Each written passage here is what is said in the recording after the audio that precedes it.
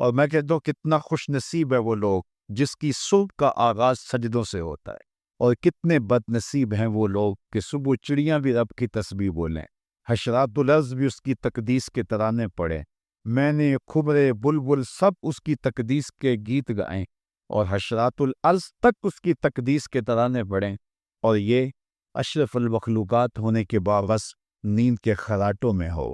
تو خوش نصیب وہ ہے کہ جس کو پنج گانا سجدوں کی توفیق نصیب ہو۔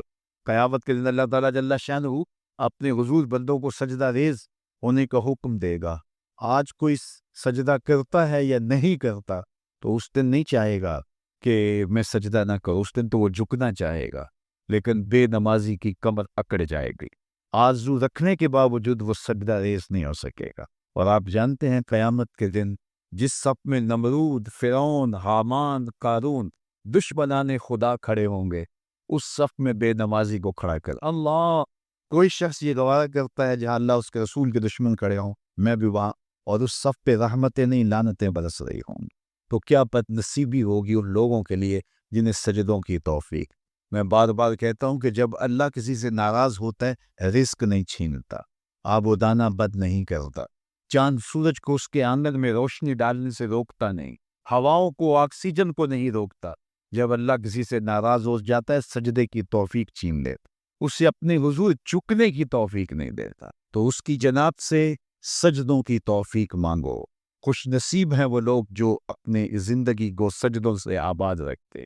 زندگی آمد برائے بندگی، زندگی بے بندگی شرمندگی۔ جس زندگی کے اندر سجدہ ہی نہیں ہے، جھکنا ہی نہیں ہے، وہ زندگی زندگی ہی نہیں پر، وہ چوپایوں سے بدتر کہلائے گا جو اللہ کے حضور سجدہ ریز ہونا نہیں جانا۔ یہ درخت حالت قیام میں ہے، چوپائے حالت رکوع میں ہیں، یہ مینڈک تشہد کے عالم میں، حشرات الارض سجدے میں ہے، انسان اشرف المخلوقات ہے، اس کی عبادت کو تمام عبادات کا جامع بنایا گیا، اور جسے نہ سجدہ نصیب ہے نہ قیام اور رکوع اس کی حضور نصیب ہے تو پھر وہ چوپایوں سے بھی بدتر چلا جائے گا۔ امام غزالی بولے اللہ نے 3 طرح کی مخلوقیں پیدا کی ہیں، ایک مخلوق وہ ہے کہ جس میں فہم و شعور، عقل و ادراک نہیں رکھا گیا، صرف شہوات رکھی گئی۔ ایک مخلوق وہ ہے جس میں شہوات نہیں رکھی گئی، فہم و ادراک رکھا گیا۔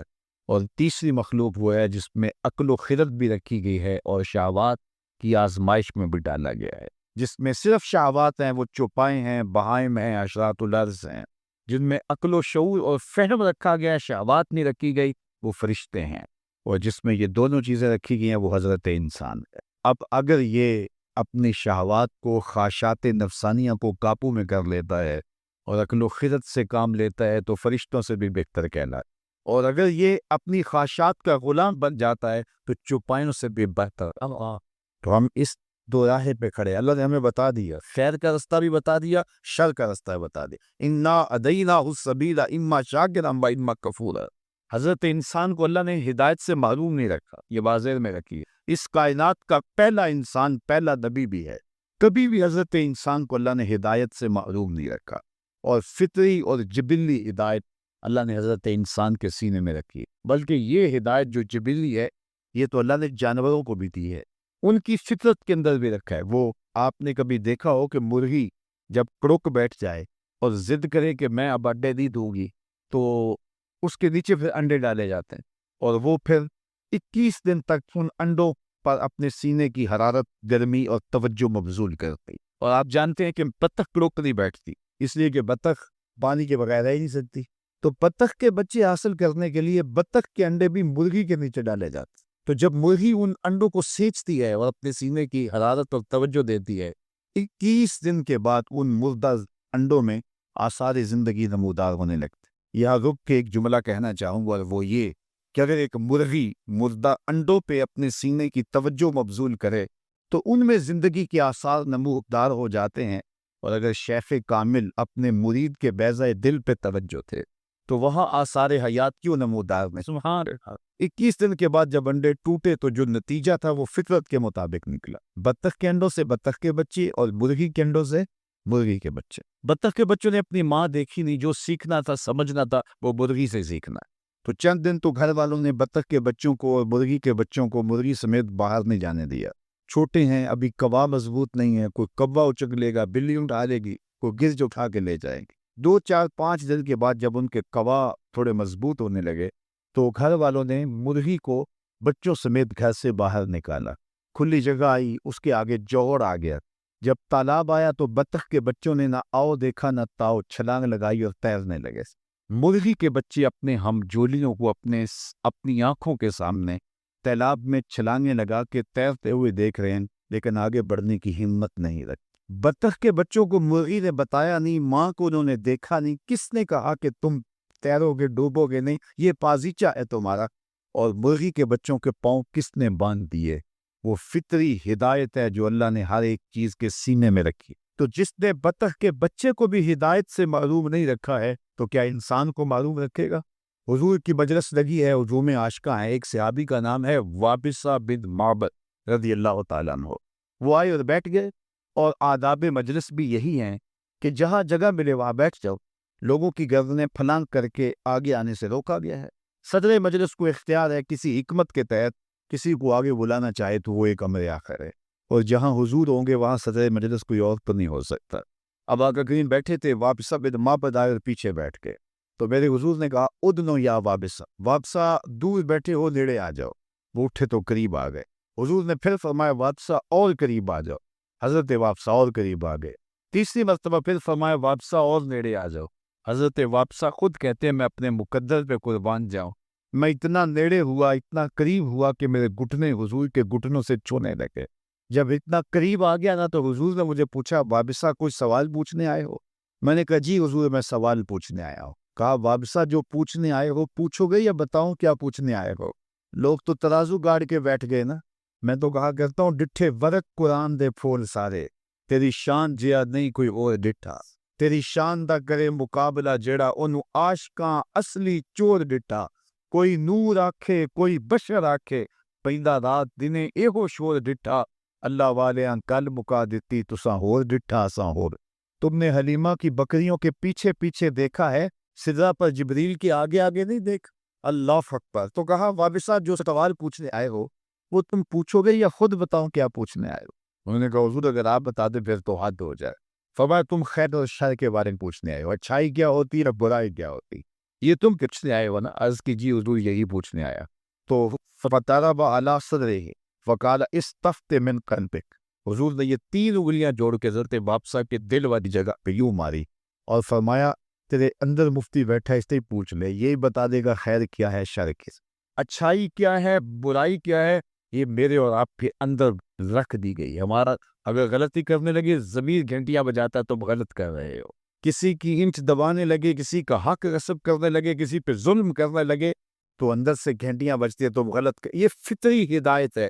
تو اللہ نے حضرت انسان کو ہدایت سے معروب نہیں رکھا ہے، اس کو فطری ہدایت سے نوازا ہے۔ اب یہ غلط راہوں کا مسافر ہو تو یہ جان بوجھ کے غلط راہوں کا مسافر بنتا ہے، تو یہ ہدایت فطریہ کے تحت اپنی زندگی کو خیر کی راہوں پہ ڈالے اور اچھائی کی راہوں پہ چلے، تو تاکہ زندگی کا حقیقی نور اور زندگی کا حقیقی جمال اسے نصیب ہو۔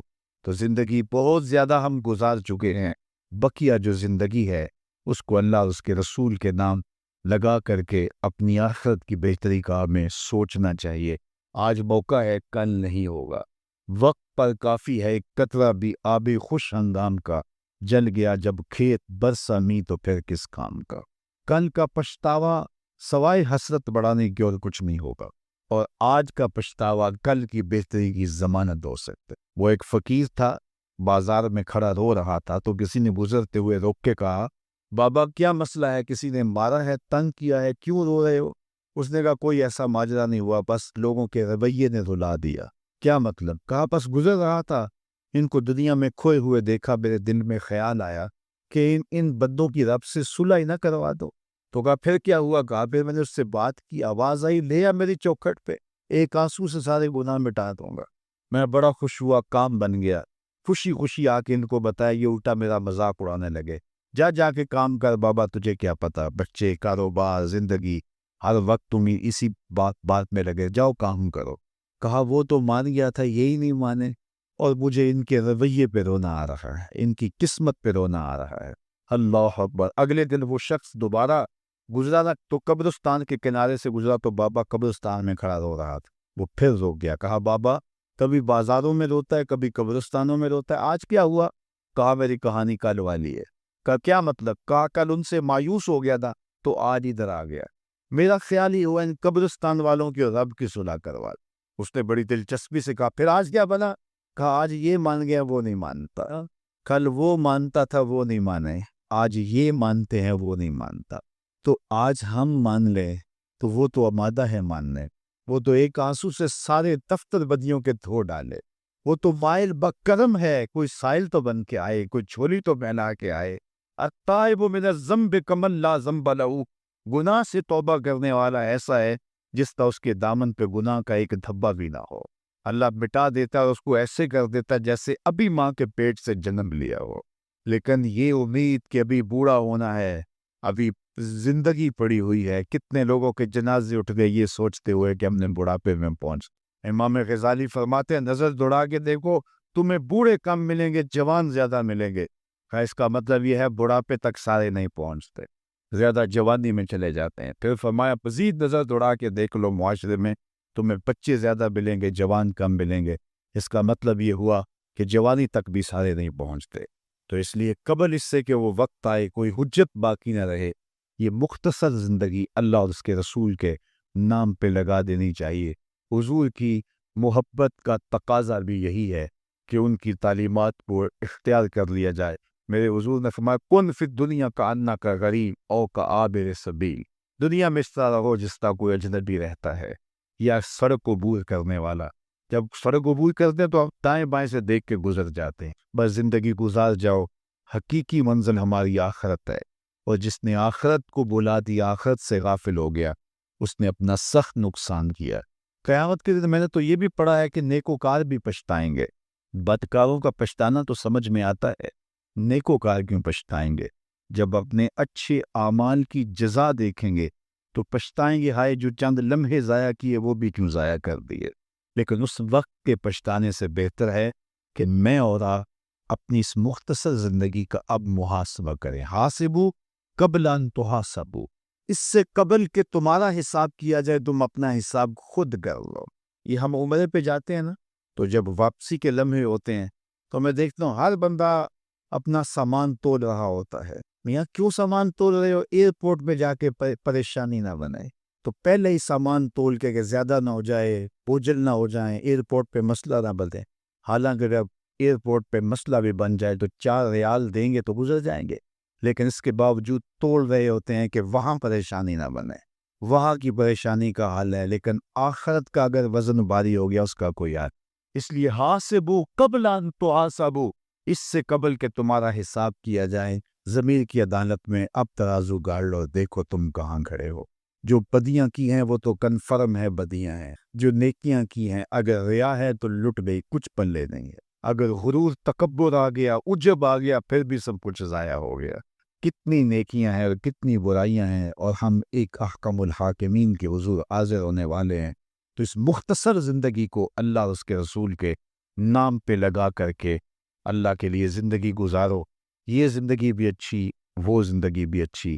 لیکن میرے حضور نے فرمایا کہ قرب قیامت کے فتنوں کا جب ذکر کیا, مجھے اس بات کا ڈر نہیں کہ تم شرک میں مبتلا ہو جاؤ گے, مجھے اس بات کا ڈر ہے کہ تم دنیا دار بن جاؤ گے. آج ہم مادیت زدہ ہو گئے ہیں, صبح سے لے کر شام تک ہماری دوڑ ہی مادی ہے. آنکھ بھر جاتی, پیٹ بھر جاتا ہے, آنکھ نہیں بھرتی. شیخ سعدی فرماتے ہیں کہ آنکھ کو یا تو پھر صبر اور قناعت بھرتا ہے یا پھر قبر کی مٹی بھرے گی. اور رومی بولے کوزائے چشمے حریصاں پر نشر, تا صدف کانے نشد پر در نشر. حریص کی آنکھ کا پیالہ نہیں بھرتا. بندے کو پوچھے, وہ کہتا ہے بس جی جو ہے وہ یہ اسی لیے کر رہا ہوں, پیٹ کے لیے لگا ہوا ہوں. پیٹ تو 2 روٹیاں صبح مانگتا ہے, 2 دوپہر کو, 2 شام کو. پیٹ کا اتنا لمبا چوڑا کوئی مطالبہ نہیں ہے. ہمارے پاس تو اتنی دولتیں ہیں کہ ماضی میں لوگوں کے پاس اتنی دولتیں ہوتی نہیں, نہ اتنی سہولتیں بادشاہوں کے پاس تھی جو آج عام لوگوں کے پاس میسر ہیں. مجھے اچھی طرح یاد ہے, آج سے 35 سال پہلے لوگوں کے پاس 1 یا 2 جوڑے ہوا کرتے تھے, اور شادی پہ لوگ کسی دوست سے کوئی جوتا مانگ کر کے لے کے جایا کرتے تھے. لیکن اس کے باوجود جب کسی سے پوچھتے تھے سناؤ کیا حال ہے، تو وہ لمبا ہاتھ کر کے کہتا تھا اللہ کا شکر ہے، تو اس کے لہجے سے شکر ٹپکتا تھا۔ اور آج کسی خوشحال سے بھی پوچھ لیں کہ جس کے اتنے لباس ہیں کہ بدلنے کی باری نہیں آتی، موسم گزر جاتا ہے، اور اسے پتہ نہیں کہ اس کے پاس دولت کتنی ہے، تو اسے پوچھا جائے کیا حال ہے، تو وہ کہتا ہے ٹھیک ہے، گزر اوقات ہو ہی رہی ہے۔ ناشکری پھیل گئی۔ اللہ اکبر۔ تو میں ایک دن گزر رہا تھا راستے سے، تو بچے غباروں سے کھیل رہے تھے، تو غبارہ پھوڑتے نا جب، تو پھر وہ کہہ کے لگاتے ہنستے، تو میں رک گیا اور مجھے اپنے بچپن کی کہانیاں یاد آنے لگی، لوٹ گیا نا اپنے بچپن کی طرح۔ وہ کیا کسی نے آغاز ہوا شہر مکہ کی قسم سے، قسم ہے مجھے اس شہر کی، پھر وجہ قسم بھی بیان کی، وَأَنْتَ حِلٌّ بِهَذَا الْبَلَدِ، مجھے اس شہر کی قسم اس لیے کہ محبوب اس شہر میں تو جو بستا ہے، تیرا بسیرا ہے شہر میں، اس شہر کی گلیوں نے تیرے قدم چومے ہے، اور تیرے انفاس کی مہک اس کی فضاؤں میں بسی ہے، اس لیے مجھے قسم کہ یہاں تم رہتے ہو۔ اللہ اکبر۔ علماء کے مابین اس بات پر اختلاف ہے کہ مکہ المکرمہ افضل ہے یا مدینہ النبی صلی اللہ علیہ وآلہ وسلم افضل ہے۔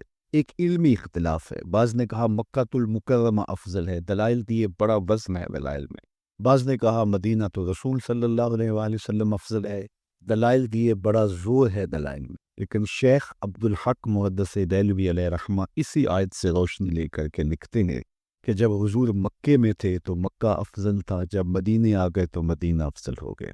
جدھر جدھر سے وہ گزرتے گئے مجد و شرف بھی پیچھے پیچھے رہا۔ چند لمحوں کے لیے ٹھہرے تھے تم جس پیڑ کے نیچے، مشہور وحدی کا لہجہ دیکھیے کتنا دل آویز ہے۔ چند لمحوں کے لیے ٹھہرے تھے تم جس پیڑ کے نیچے، سنا ہے آج تک اس پیڑ کا سایہ مہکتا ہے۔ تو مکے میں ہیں تو مکہ افضل، مدینے میں ہیں تو مدینہ افضل۔ تو شرف ان کے وجود مسعود سے ہے، وہ جدھر جدھر سے گزرتے جائیں گے وہاں ہی نور پھیلتا چلا جائے گا۔ اور پیر نصیر الدین علیہ رحمہ کا لہجہ یہاں کتنا خوبصورت دکھائی دیتا ہے۔ ایک بار وہ جدھر سے گزرے ہیں نصیر، ایک بار وہ جدھر سے گزرے ہیں نصیر، بار بار ادھر سے بہار گزرے ہے۔ تو کہا کہ قسم ہے مجھے اس شہر کی، یعنی شہر مکہ کی۔ کیوں اس شہر کی قسم؟ وَأَنْتَ حِلٌّ بِهَذَا الْبَلَدِ، کہ محبوب اس شہر میں تمہارا قیام ہے، اس شہر میں تمہاری رہائش ہے، تمہاری انفاس کی مہک ہے اس شہر کی فضاؤں میں، اور تمہارے قدموں کو چھوا ہے اس شہر کی گلیوں میں، اس لیے قسم کہ یہاں آپ رہتے ہو۔ وَوَالِدٍ وَمَا وَلَدَ، اور قسم ہے باپ کی، اور قسم ہے جو اس کی اولاد ہے۔ والد سے مراد کیا ہے اور ماں والد سے مراد کیا ہے؟ تو اس کے بارے میں ایک قول یہ ہے کہ والد سے مراد حضرت ابراہیم علیہ السلام، اور ماں ولد سے مراد حضور علیہ السلام جو ان کے فرزند ہیں۔ ایک قول کہ والد سے مراد حضرت آدم علیہ السلام ہے، اور ماں ولد سے مراد ان کی ساری ذریت اور نسل ہے۔ تیسرا قول کہ والد سے مراد حضور علیہ السلام ہے، اور ماں ولد سے مراد حضور علیہ السلام کی ساری امت، حضور علیہ السلام کی ساری آل اطرت حضور کے اسلام۔ لیکن علماء نے پہلے قول کو ترجیح دی کہ مکہ المکرمہ کی قسم کی گئی تو پھر مناسبت بنتی ہے کہ حضرت ابراہیم کا ذکر بھی ہو، تو اس لیے والد سے مراد حضرت ابراہیم ہے، اور ماں ولد سے مراد حضور علیہ السلام کی ذات ستودہ صفات ہے۔ تو تین چیزیں ہوئی جن کی قسم کی گئی۔ سب سے پہلے شہر مکہ کی قسم کی گئی، پھر حضرت ابراہیم علیہ السلام کی قسم کی گئی، اس کے بعد حضور علیہ السلام کے مبارک وجود کی قسم کی گئی۔ تین قسمیں کر کے کہا کیا گیا، چونکہ جو خالی ذہن شخص ہو، جب اس کو کوئی بات بیان کی جائے تو قسم سے آغاز نہیں کیا جاتا۔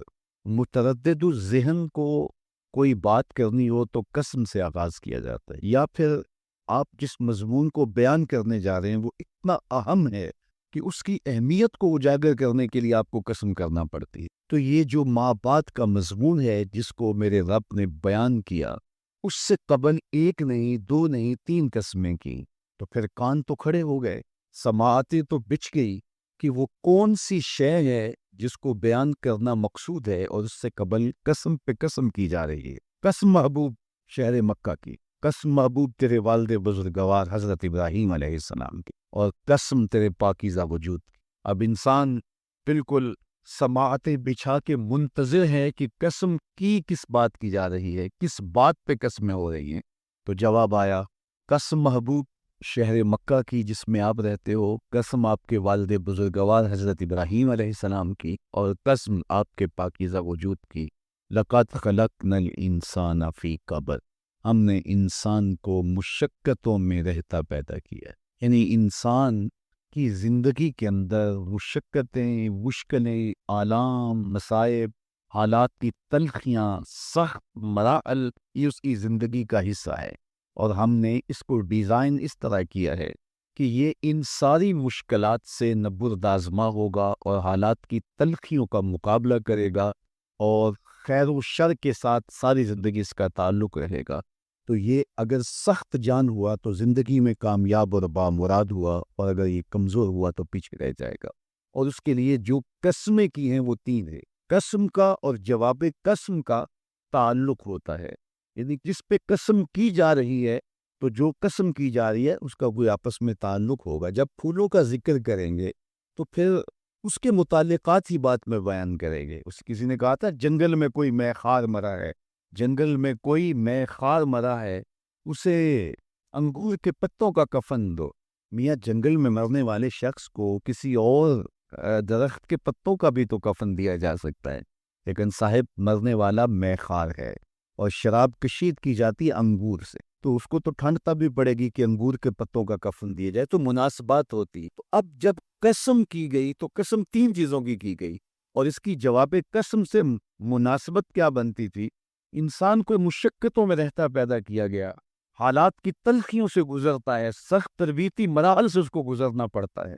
تو اس چیز کو بیان کرنے سے قبل تین قسمیں کی گئی۔ پہلی قسم میرے حضور کے پاکیزہ شہر کی، مکہ المکرمہ کی، اس لیے کہ مکہ المکرمہ میں دیکھ لیجئے کہ صحابہ اور حضور کے ماننے والوں نے کیسے تلخ زندگی کاٹی۔ شجر اسلام ثمر بار ہوا تو ہمیں تو یہ کھلے ہوئے پھول دکھائی دیتے ہیں، لیکن ہم نہیں بھول سکتے کہ بلال حبشی کی پیٹھ پہ کیسے کوڑے برسے اور آہد آہد کیسے پکارتے رہے۔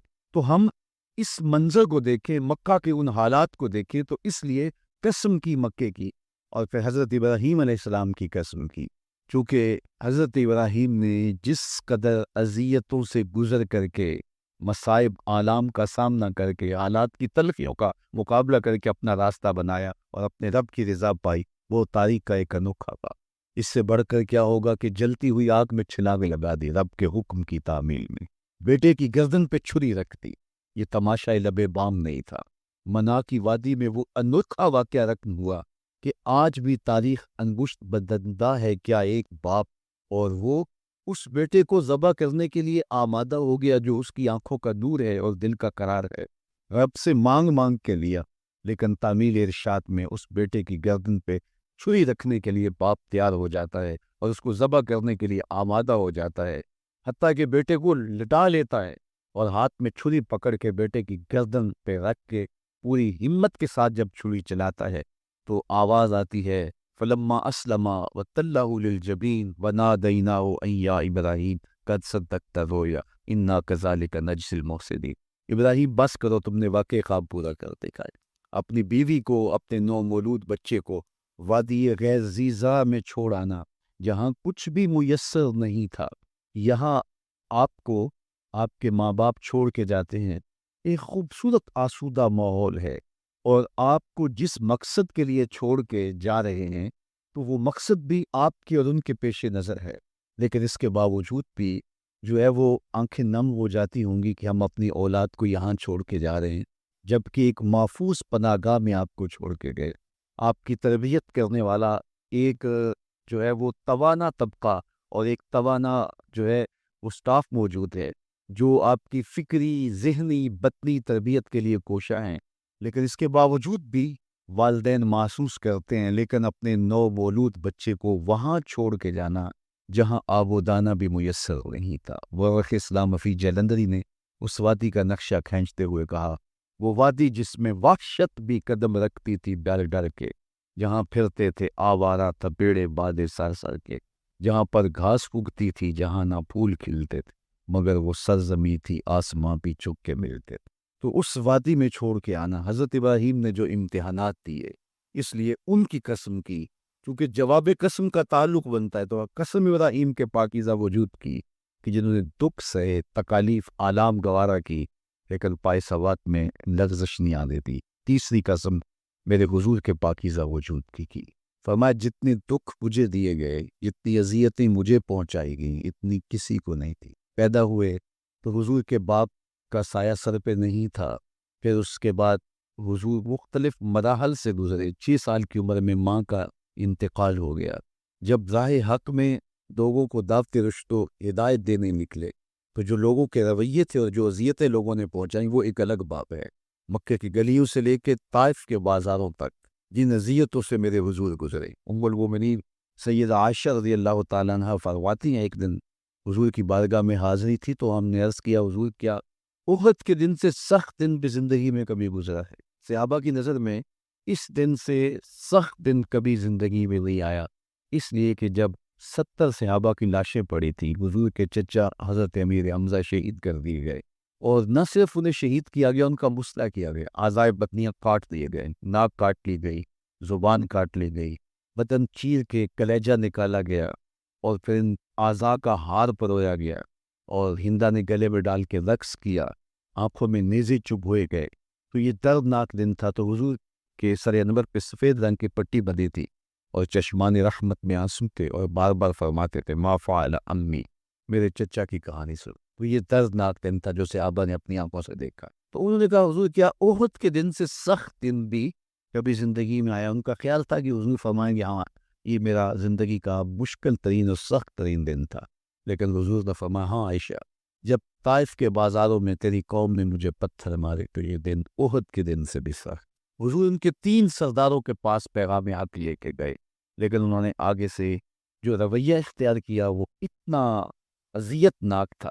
حضور نے فرمایا کہ ٹھیک ہے، میں تمہاری خیر خواہی کا جذبہ لے کے تمہارے تک پہنچا ہوں، تم نے میری دعوت کو قبول نہیں کیا، تمہاری مرضی، تمہارا مقصود، چلو اب یہ بات میرے اور تمہارے درمیان رہنی چاہیے، اس بات کو راز رہنا چاہیے، اہل مکہ تک یہ بات نہ پہنچے۔ انہوں نے کہا ہم کیوں راز رکھے، بلکہ اوباشوں کے ہاتھ میں پتھر دے دیے، اور حضور جب واپس ہونے لگے تو وہ حضور کے پاؤں پہ سنزر نکل، حضور اپنا ایک پاؤں اٹھاتے تو دوسرے پاؤں پہ مارتے، شدت درد اور احساس کرب سے حضور بیٹھ جاتے تو ان کے گھنڈے دائیں بائیں سے بڑھتے اور کندھوں سے پکڑ کے حضور کو اٹھاتے اور مشق سنزنی کر، نالین خون سے بھر گئے، لخت لخت زخمی ہوا۔ اللہ اکبر، کیا دردناک لمحے تھے، کیا تکلیف بھری گھڑیاں تھی۔ تو کہا کہ جب طائف کے بازاروں میں تیری قوم نے مجھے پتھر مارے تو یہ دن احد کے دن سے بھی سخت تھا۔ اچھا، جب حضور پر اس طرح آلام و مصائب ٹوٹ پڑے تو حضور کے ساتھ جو صحابہ تھے انہوں نے کہا حضور ان کے لیے بد دعا کر دیجیے، تو میرے حضور بولے میں رحمت بن کے آیا، میں رحمت بن کے آیا ہوں۔ اللہ اکبر، ان کا تقاضا فہم بڑا تو حضور کے ہاتھ اٹھ گئے، اور پھر حضور نے جو کہا سنی، اللہم اہد قومی فإنہم لا یعقلون، اے اللہ میری قوم کو ہدایت دے دے، یہ مجھے جانتے تھے، اگر جانتے تو ان کا میرے ساتھ یہ رویہ نہ ہوتا۔ تو پتھروں کے جواب میں دعائیں دینا پیغمبروں کا حوصلہ ہو۔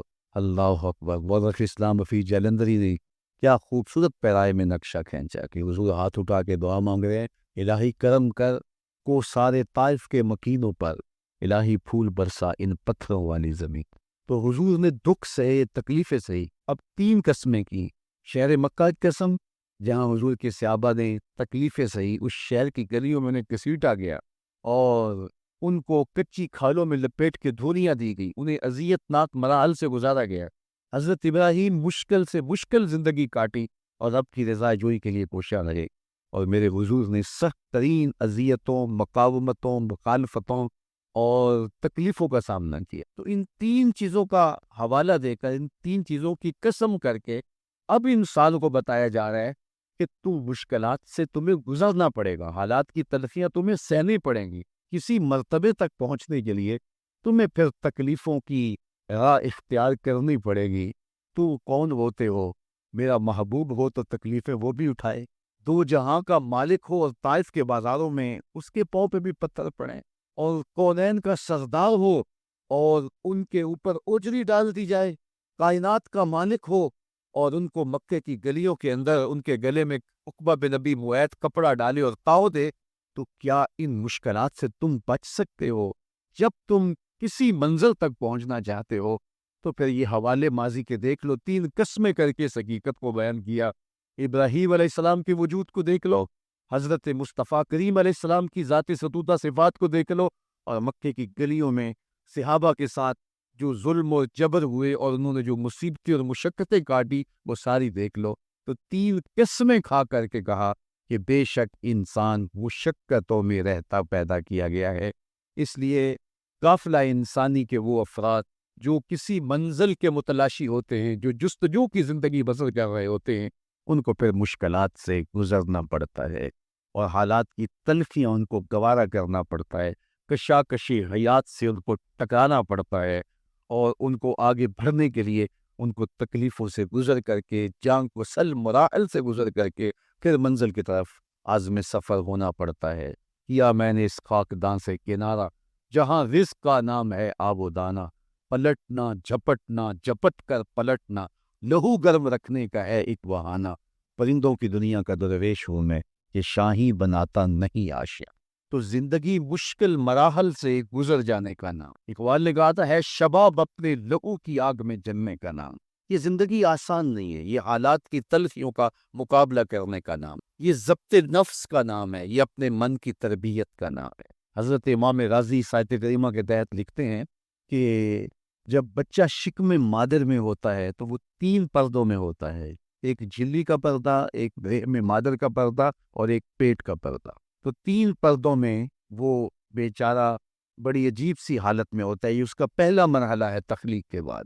اس کے بعد پیدائش کا دوسرا مرحلہ ہے، یہ زچہ بچہ دونوں کے لیے موت و حیات کے مرحلے ہوتے۔ اس کے بعد وہ پیدا ہوا، اس دنیا پہ آیا تو اس کی مشکل کیا ہے؟ زبان ہے، بولنا نہیں جانتا، دیکھتا ہے پہچان نہیں سکتا، سنتا ہے سمجھ نہیں سکتا، ہاتھ ہے پکڑ نہیں سکتا، ٹانگیں ہیں چل نہیں سکتا۔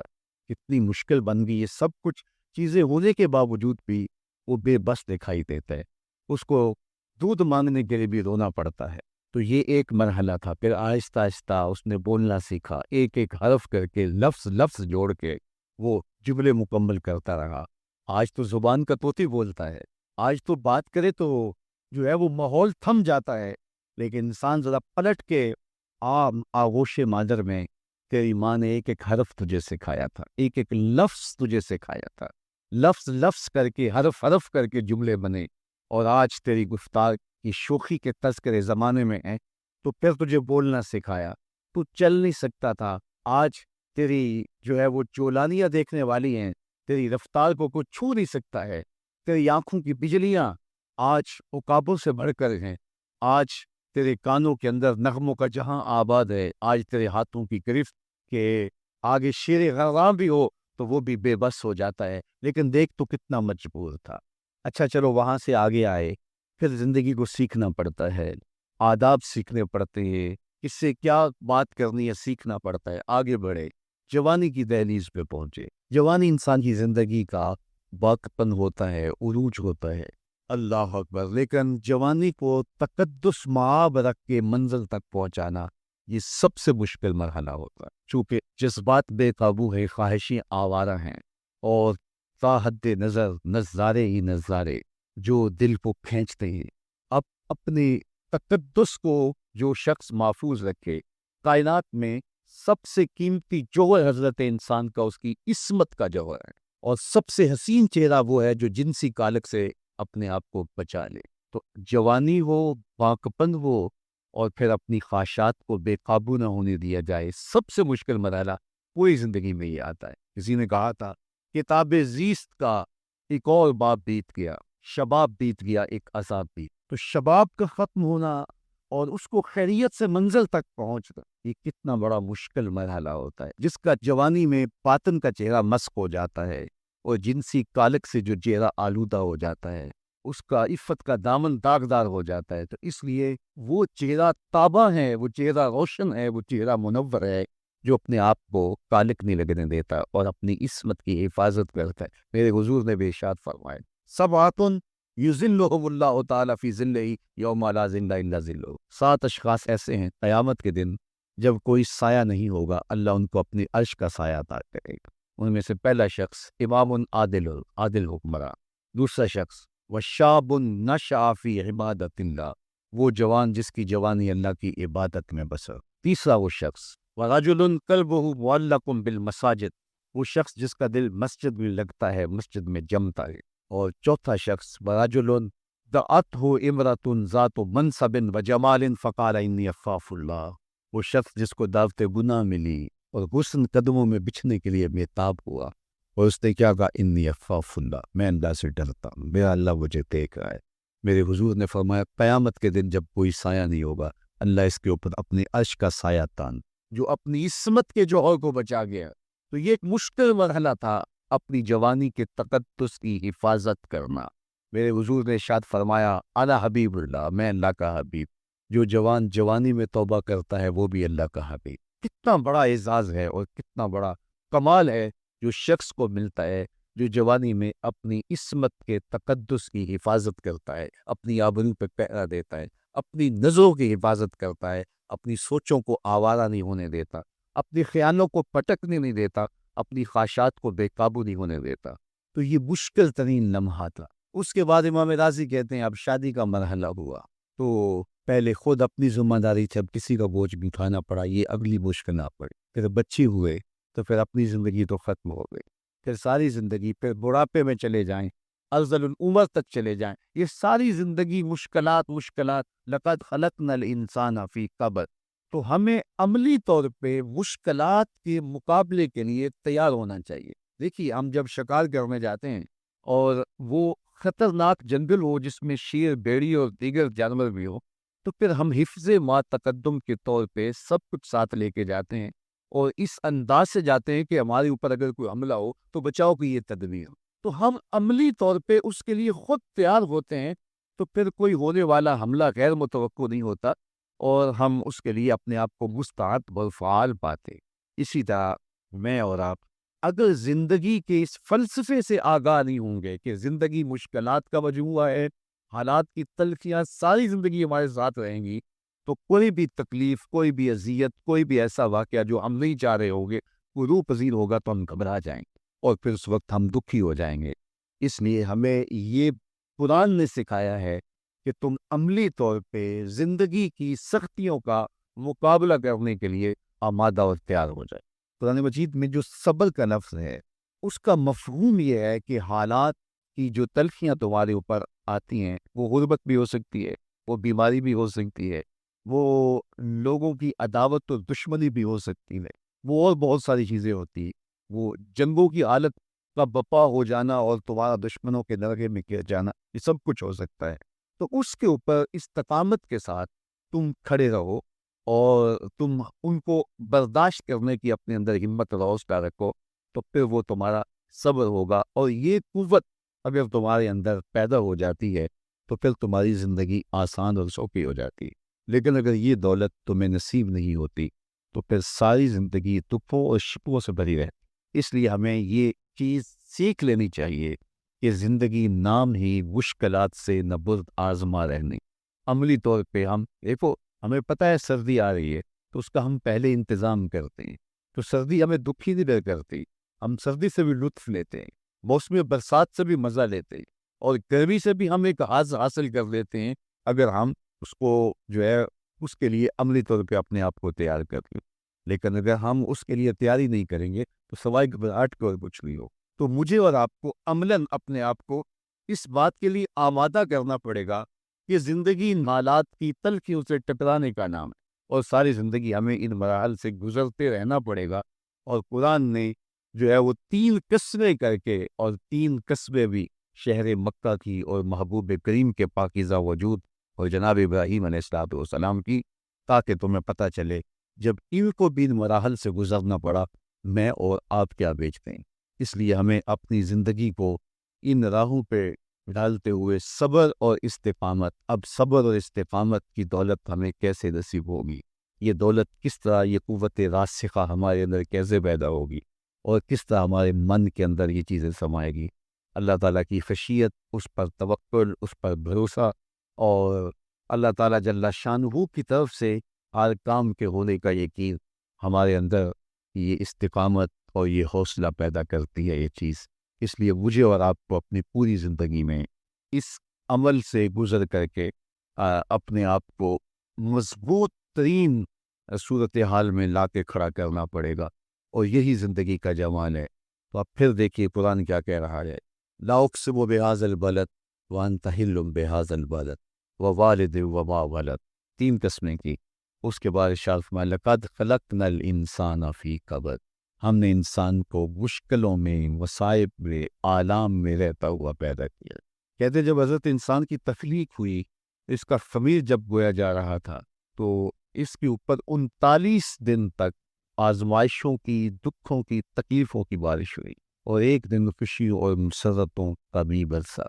تو انسان کی زندگی کے اندر حالات سے ٹکرانا اور دکھوں کو سہنا اور دکھوں سے مقابلہ کرنا، یہ سیکھنا پڑے گا، اور جب انسان اس کو عملی طور پر سیکھ جائے گا تو پھر زندگی کا جمال اور زندگی کا حسن نصیب۔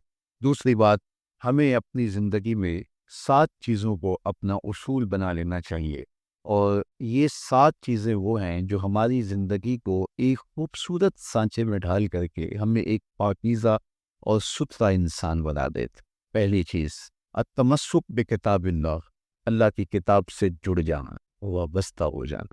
جب ہم کتاب اللہ سے وابستہ ہو جائیں تو پھر ہمارے باطن ان پاکیزہ ذوات کی بارگاہوں میں اللہ کی مخلوق حاضری اپنے لیے شرف اور اعزاز سمجھتی ہے،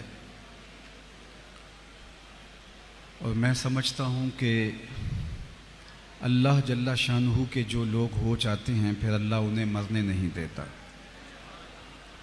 فَلَنُحْيِيَنَّهُ حَيَاةً طَيِّبَةً کا نور اللہ ایسے انہیں نصیب کرتا ہے کہ وہ قبروں میں جا کر کے بھی فیض رساں ہوتے ہیں، اور اللہ کی مخلوق ان کی بارگاہوں میں حاضری اپنے لیے اعزاز سمجھتی ہے۔ دنیا کے اوپر کتنے لوگ آئے اور آج ان کا زمانے کو نام بھی یاد نہیں ہے۔ آل ساسان نے 3150 سال ایران پہ حکومت کی ہے، 150 حکمران یکے بعد دیگرے اس ایک خاندان کے تخت نشین ہوئے ہیں، لیکن آج دنیا ان کے نام بھی بھول چکے ہیں، لوگوں کو ان کے تذکرے بھی یاد نہیں ہیں۔ جن کا طوطی بولتا تھا، جن کے نقارے بجتے تھے، آج زمانہ ان کے نام بھی یاد نہیں رکھ پا رہا۔ مٹ گیا مشتاق دل سے رنگ یاد رفتگاں، پھول مہنگے ہو گئے قبریں پرانی ہو گئیں۔ کون کسی کو یاد کرتا ہے اور کس کے پاس وقت ہے کہ کوئی کسی کو یاد کرے؟ یہ بالکل، میں گجرانوالہ سے لاہور آتا ہوں تو بائیں جانب راوی سے پہلے جہانگیر کا مقبرہ پڑتا ہے، وہاں دن کو چلے جائیں یا رات کو، آپ کو وہاں اداسیوں کے ڈیرے دکھائی دیں گے۔ چھٹی کے دن کچھ لوگ وہاں گھومنے کے لیے آ جائیں تو وہ الگ بات ہے، لیکن پھر بھی جو احاطہ مزار کا ہے وہاں حسرتیں برستی دکھائی دے گی۔ وہ جن کے نقارے بجتے تھے اور جب وہ دربار سے نکلتے ہٹو بچوں کی صدائیں ہوتی تھیں، آج وہاں ہو کا عالم ہے، اور بالکل بادشاہ کے قرب میں اس کی محبوب بیوی نور جہاں کا مقبرہ ہے۔ بادشاہ جس کی ایک ایک ادا پہ جان وارتا تھا اور جس کے اشارہ ابرو پہ ہندوستان کی تقدیر کے فیصلے لکھے ہوتے تھے، آج اس کی قبر بھی حسرتوں کا منہ بولتا ثبوت ہے، اور لوح مزار پہ لکھا ہے بر مزارے ما غریباں، نئے چراغے نئے گلے، نئے پرے پروانہ سوزت نئے صدائے بلبلے۔ ہم غریبوں کی قبر پہ نہ کوئی چراغ جلانے آئے گا، نہ کوئی پھول ڈالنے آئے گا، نہ کسی پروانے نے پر جلانے ہیں اور نہ کسی بلبل نے گیت گانے ہیں۔ آج وہ غریب بنے ہوئے ہیں جو ہندوستان کی تقدیر کے مالک جانے جاتے، جب چلتے تو ہٹو بچوں کی صدائیں ہوتی، لیکن آج بر مزارے ما غریباں، یہ میں راوی کے اس پار کی کہانی سنا رہا ہوں۔ اب پل پار کر کے جب ادھر آئیں تو وہاں تو لکھا ہے بر مزارے ما غریباں، اور یہاں لکھا ہے گنج بخش فیض عالم مظہر نور خدا۔ ناقصاں را پیر کامل کاملاں را رہنما سید حجویر مخدوم امم۔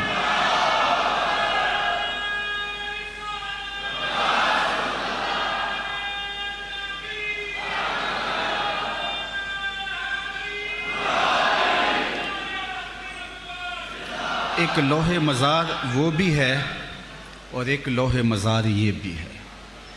وہ ایک شہنشاہ کا مقبرہ ہے اور یہ ایک گدڑی پوش فقیر کا مزار نور ہے۔ وہاں دن کو بھی اداسی ہے، یہاں رات کے پچھلے پہر بھی آ جاؤ تو ہجوم عاشقاں ملے گا۔ وہ منظر آپ کو یاد ہوگا جب مدارس پہ، مساجد پہ، امام بارگاہوں پہ، بازاروں میں، گلی محلوں اور کوچوں میں بم دھماکے ہو رہے تھے، اور جہاں بم دھماکہ ہوتا تو خوف اور ہراس پھیل جاتا۔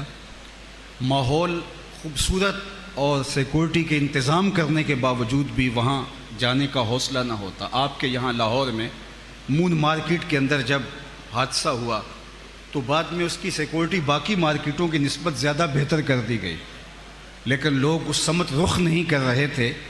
وہ ماضی کا تصور اتنا بھیانک تھا جب ماؤں کے ساتھ آئے ہوئے بچوں کے بدن کی بوٹیاں دیواروں سے چپک گئیں، اور وہ دردناک سانحہ اور وہ منظر لوگوں کے لیے کتنا تکلیف دہ تھا۔ بارہا اعلان کیے جاتے رہے کہ یہ مارکیٹ باقی مارکیٹوں کی نسبت زیادہ محفوظ ہے، لیکن لوگ وہاں کئی مہینے رخ نہیں کر رہے تھے۔ یہ کہانی ایک مارکیٹ کی سنا رہا ہوں۔ اور جب یہاں بم دھماکہ ہوا اور ساری رات لاشیں اٹھائی جاتی رہیں، سحری کے وقت فرش خون سے دھویا گیا، اور جب فجر کی نماز ہوئی تو سارا لاہور امڈ آیا تھا۔ میری مشاطگی کی کیا ضرورت حسن معنی کو کہ فطرت خود بخود کرتی ہے لالے کی حنا بندی۔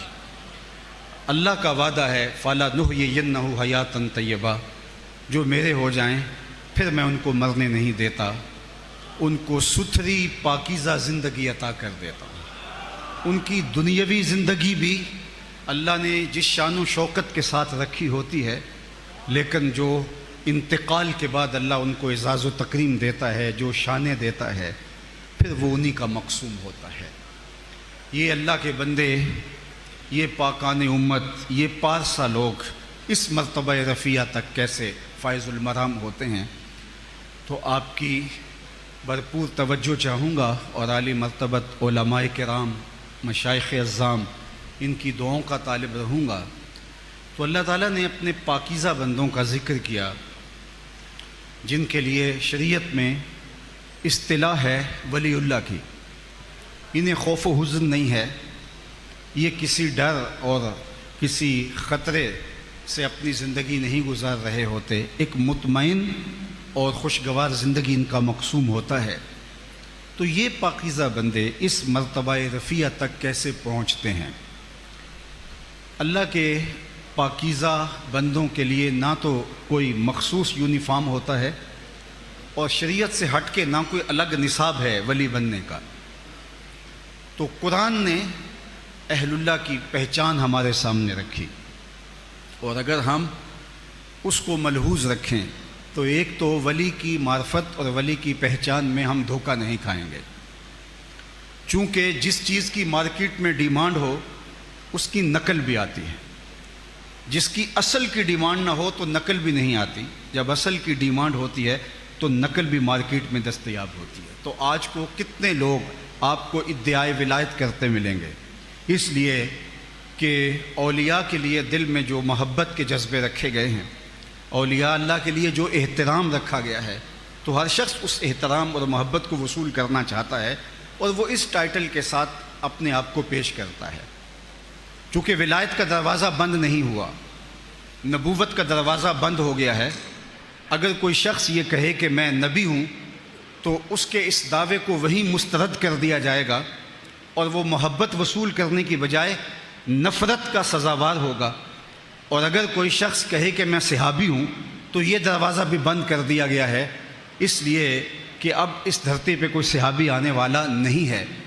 لیکن اگر کوئی شخص یہ دعویٰ کرے کہ میں ولی ہوں تو اولیاء کا تو وجود قیامت تک موجود رہے گا۔ اس امت کی میں نے جملہ خصوصیات میں سے خصوصیت یہ ہے کہ اس امت میں قیامت تک اولیاء موجود رہیں گے، اور یہ ختم نبوت کی بھی دلیل ہے، اس لیے کہ پچھلی امتوں کے اندر جب اولیاء کا سلسلہ مفقود ہوتا ہے تو کوئی بات نہیں، نیا نبی آ جاتا ہے، لیکن حضور علیہ السلام کے بعد کوئی نبی آنے والا نہیں ہے، لہٰذا ہدایت کے لیے ایک تسلسل چاہیے تھا، اور اللہ نے اس کو پورا کیا ہے ولایت کے ذریعے سے۔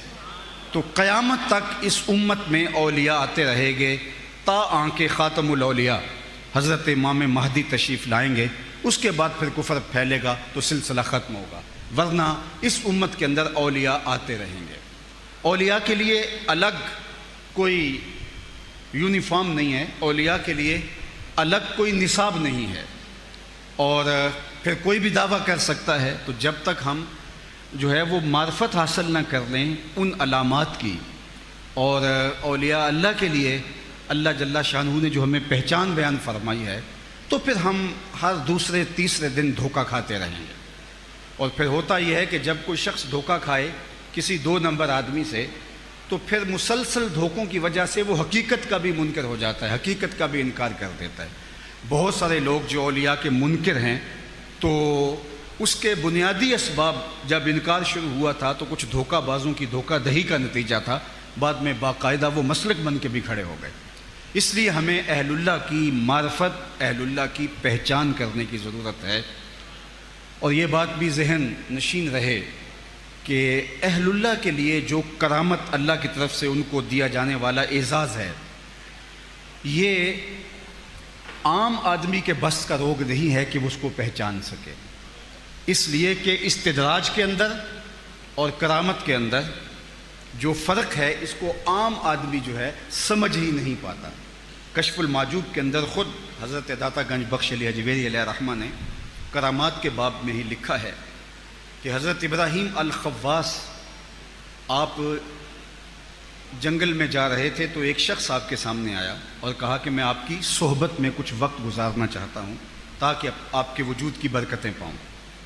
تو آپ نے مراقبہ کیا اور تنفر پیدا ہوا اس کی جانب سے آپ کے دل میں، تو اس کا اظہار کیا تو اس نے کہا جی میں راہب ہوں، نصرانی ہوں، لیکن آپ کی شہرت سنی ہے تو اس لیے میں آپ کی قربت میں کچھ وقت گزارنا چاہتا ہوں۔ تو آپ نے فرمایا کہ میرے پاس کھانے پینے کی اشیاء بہت قلیل ہیں اور میری صحبت آپ کے لیے بھاری پڑ جائے گی، تلخ ہوگی۔ اس نے کہا میں قبول کروں گا۔ مسلسل 8 دن وہ آپ کے ساتھ رہا۔ ایک دن اس نے کہا کہ حضرت میں یہ ارادہ تو کیا تھا کہ میں کوئی مطالبہ نہیں کروں گا، صبر کا دامن نہیں چھوڑوں گا، لیکن بھوک کی شدت کی وجہ سے میرے میں چلنے کی ہمت نہیں رہی۔ تو آپ اللہ کے بزرگ ہیں، اللہ کے بندے ہیں، تو آپ اللہ کی بارگاہ میں دعا کریں ہمارے کھانے پینے کا کوئی انتظام ہو جائے۔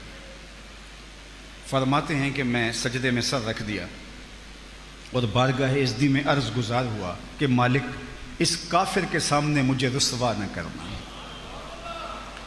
میں نے جب سر اٹھایا تو آسمان سے ایک طبق اترا جس پر 2 پیالے پانی کے تھے اور 2 روٹیاں تھیں۔ میں نے ایک پانی کا پیالہ اور ایک روٹی اسے دے دی اور ایک خود تناول کر لی۔ اس کے بعد پھر ہم سفر میں آگے بڑھ گئے، چلتے رہے۔ 8 دن جب دوبارہ گزرے تو اس کی ٹانگیں پھر مجھے کپ کپاتی دکھائی دیں کہ پہلے والی حالت پھر عود کر رہی ہے۔ میں سمجھ گیا، میں نے کہا اس دن اللہ نے لاج رکھ دی تھی، روز روز حالات ایسے نہیں ہوتے، تو قبل اس سے کہ یہ مجھے آزمائے۔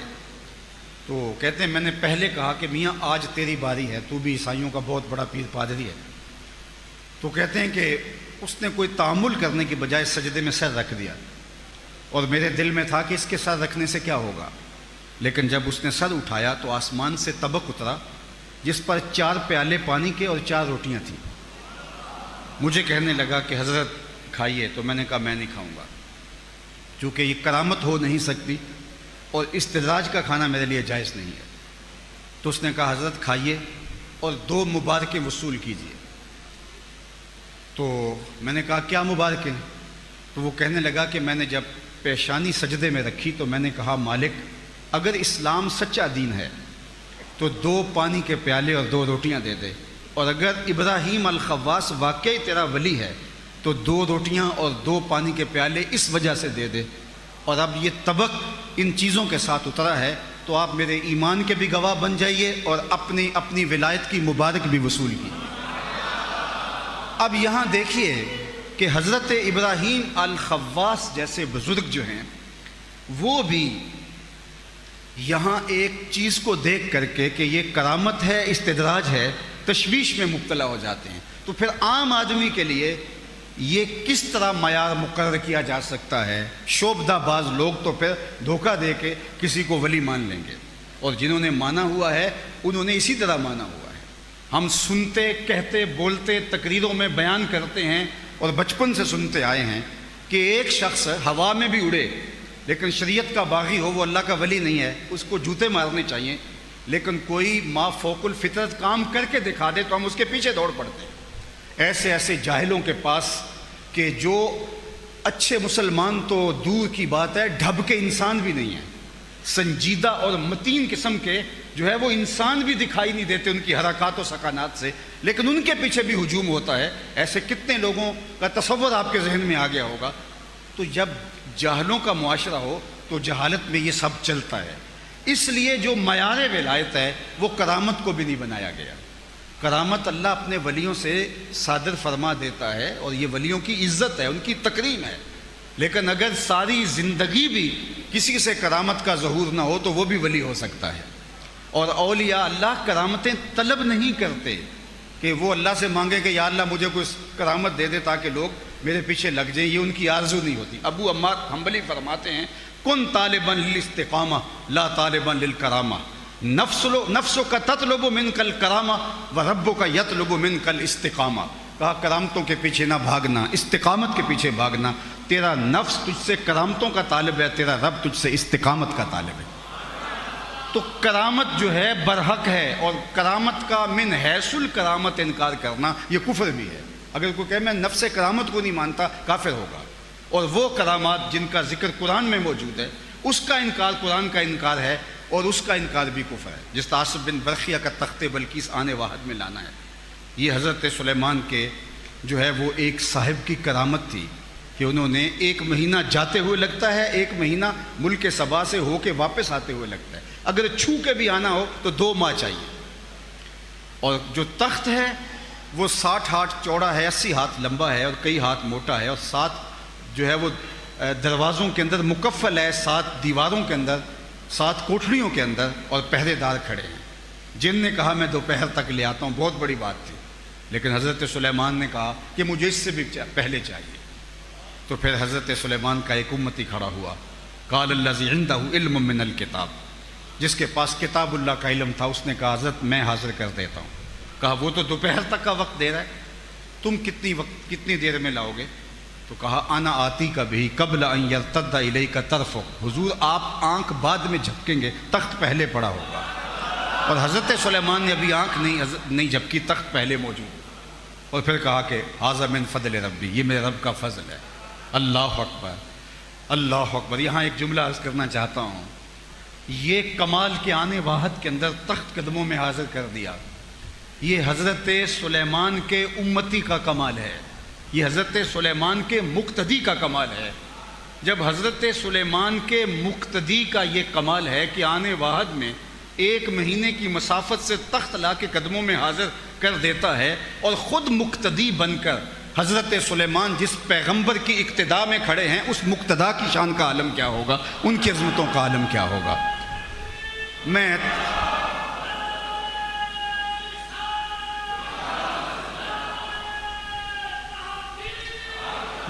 عالی مرتبت سامعین سے گزارش کروں گا کہ یہ جذبہ جو آپ کا ہے کسی اور موقع پر اس کا اظہار ہو سکتا ہے، اور یہ نعرہ ہمارے مزاج میں، ہمارے مسلک میں جو ہے وہ شامل ہے، میں اس کا منکر نہیں ہوں، لیکن کبھی کبھی ایسا ہوتا ہے کہ نظارے کے لیے جنبش مژگاں بھی بھار ہے، نرگس کی آنکھ سے تجھے دیکھا کرے کوئی۔ اس لیے ہر چیز کا ایک موقع ہوتا ہے، تو ضرور اس کا اظہار کسی اور موقع پہ ضرور کر لیجئے گا، کیونکہ وقت بہت تھوڑا ہے اور میں بہت تیزی کے ساتھ بات کو آگے بڑھانا ہے۔ ابھی تمہید میں ہی کافی وقت بیت گیا، تو آپ یہ وقت بھی اگر میرے کھاتے ڈال دیں تو خیر کی کچھ باتیں آپ تک زیادہ پہنچ جائیں گی. یہ شوق تو آپ کہیں کھڑے ہو کے بھی پورا کر سکتے ہیں. تو میں عرض کر رہا تھا کہ کرامت کا من حیث الکرامت انکار کفر ہے. وہ کرامت جن کا بیان قرآن کے دامن میں، جس آصف بن برقیہ کی کرامت ہے، حضرت مریم کے حجرے میں بے موسم پھلوں کا آنا، یہ ولیہ کی کرامت ہے. اصحاب کہف کا بغیر کھائے پیے 309 سال تک مسلسل سوئے رہنا.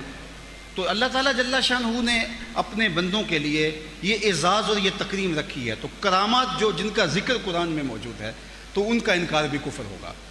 البتہ احادیث میں اگر کرامات ہیں تو اگر وہ متواتر احادیث ہیں تو ان کا انکار بھی کفر ہی ہوگا. لیکن کوئی ایک بھی متواتر حدیث نہیں ہے جس میں کرامت کا بیان. باقی احادیثیں مشہورہ ہیں تو ان کا جو انکار کرنا ہے وہ گمراہی ہے. اور مشاہیر بزرگوں کی کرامات کا انکار کرنا جو ہے وہ علماء نے کہا ہے کہ سوائے محرومی کے اور کچھ نہیں ہے. تو جو اللہ کے صالح بندے ہیں ان کی طرف سے اگر کوئی مصدقہ چیز آپ تک پہنچ جائے تو اس کو قبول کرنا چاہیے. لیکن اس کے باوجود بھی جو معیار بتایا گیا اللہ جل شانہ کی قربت کا وہ یہ نہیں بتایا گیا، کیونکہ بہت سارے اولیاء اللہ ایسے ہیں جن کی کرامات جو ہے وہ ان سے صادر بھی نہیں ہوئی، یا ہوئی ہیں تو ہمارے تک نہیں پہنچی. اور سب سے بڑے اللہ کے ولی تو صحابہ ہیں، اور کتنے صحابہ ہیں جن کی کرامات ہمارے تک نہیں پہنچی. تو پھر معیار کیا ہے؟ تو معیار دیا الذین آمنوا وکانوا یتقون. اللہ اکبر. ایمان اور تقوی. اب ظاہر ہے اللہ کی قربت کے لیے ایمان بھی اعلیٰ درجے کا اس مقام پہ کہ تیقن کا وہ نور اور یقین کی وہ بجلیاں ان کے اعتقادات سے پھوٹتی ہوں. اور ایمان میں سب سے پہلی چیز، سب سے اولیت جس چیز کو ہے وہ عقیدہ توحید کو ہے. اللہ پر جتنا توکل مضبوط ہوگا، اللہ جل شانہ کے ساتھ جتنی محبت کا رشتہ مستحکم ہوگا، اللہ جل شانہ کے ساتھ جتنا الفت کا رشتہ مستحکم ہوگا، اور اس کے ساتھ جتنا باطنی تعلق مضبوط ہوگا، اس قدر ہی اللہ کی قربت کا نور بندے کو نصیب ہوتا چلا جائے گا. تو سب سے پہلے ایمان، اور دوسری بات جو ارشاد فرمائی تقوی. اور وہ تقوی بھی اللہ کا جتنا بڑا ولی ہے اس حساب سے اس کا تقوی بھی اتنا ہی بلند، اتنا ہی رفیع الشان ہوگا. امام فخر الدین رازی نے اس آیت کریمہ کے تحت فرمایا کہ ایک ہے قوت نظریہ اور ایک ہے قوت عملیہ. اللہ